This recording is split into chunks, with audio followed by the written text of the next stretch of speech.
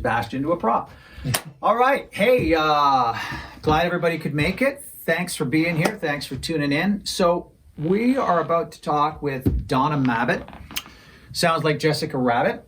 Donna booked some of the most incredible acts in Vancouver and so many Seattle bands. I mean, she booked, as far as I know, she'll tell you more about that in a moment, but I mean, I think she booked Soundgarden, Pearl Jam, Alice in Chains, Mother Love Bone, Tad, Screaming Trees. I mean, the list goes on and on. It's virtually a who's who of the Seattle scene. And she's got some firsthand experience and some situations and scenarios that involve Creddy Pool, Silas Marks, and the likes of that. So hang on, stay tuned, stand by, and here we go. We're going to talk to Donna from the Town Pump.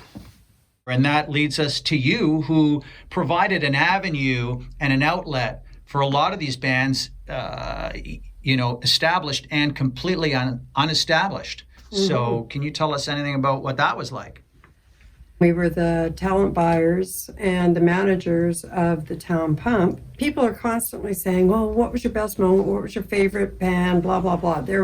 In 15 years, there were so many, thousands and thousands, and there were so many staff that passed through. And there was just so much happening that it's really hard to pinpoint one particular thing. And there were so many different genres of music that we were doing as well that, it was pretty incredible.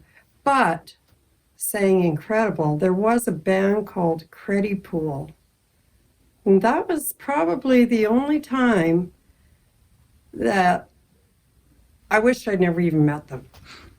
It all happened one day. I was up in my office, which was above the Town Pump, and there was a local promoter that we dealt a lot with. I'm not going to mention his name, so let's just call him Frank, right?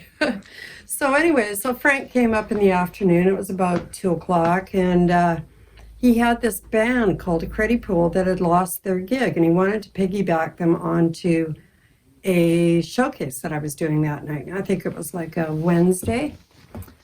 So I said, sure. I mean, there was only 3 bands on the showcase, and whatever, they could share gear, and all they wanted was dinner and some beer. So it worked out fine. I'd never even heard of them before. So they came in, they missed sound check. They came in and they did the first slot. So anyways, they got up there and played, and we had no time to promote it, obviously. It was just an add-on. And the people that were there absolutely loved them. I mean, it was insane. So I went up to Frank and I said, hey, do you want to maybe partner a headline gig with these guys, in a couple of months' time? And he says, you want to deal with them, you deal with them on your own. I'm not dealing with them anymore. And they had just gotten off stage. We'd ordered them some food. So I went up to the table, got them around to drinks and everything like that. I went up to the table. That Silas Marks guy was fucking fast asleep. He just got off stage. I don't even know how that happens. I mean, he got off stage, he went to the bathroom, then he fell asleep at the table. I heard later that he was a junkie, but I still don't know for sure. Anyways, so I talked to the band, and Silas eventually woke up, joined in the conversation.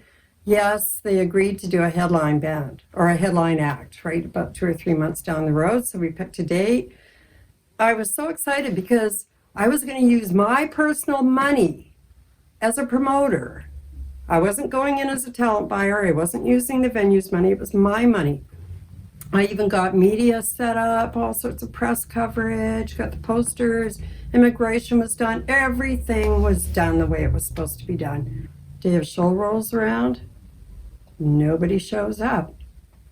I phoned the border, immigration's there, no problems, the band hasn't shown up. The people that showed up for the show were pissed off. We had to return the tickets. It was just a big schmozzle. Anyways, so there goes all my money that I'd saved up, and it was going to be the first show that I was using my own cash. So were they any good? They were awesome. They were like Soundgarden and Nirvana and Pearl Jam all mixed together for one incredible sound. And that guy, that Silas Marks, he had so much stage presence, you would not have believed it. This was going to be my baby. And they just blew it. So I selectively decided to forget about them. There you go. Let's discover the secret to Creddy Pool, unravel the mystery, and tell the scenes behind the stories, and find out why Creddy Pool didn't succeed, the greatest Seattle grunge band that you've never heard of.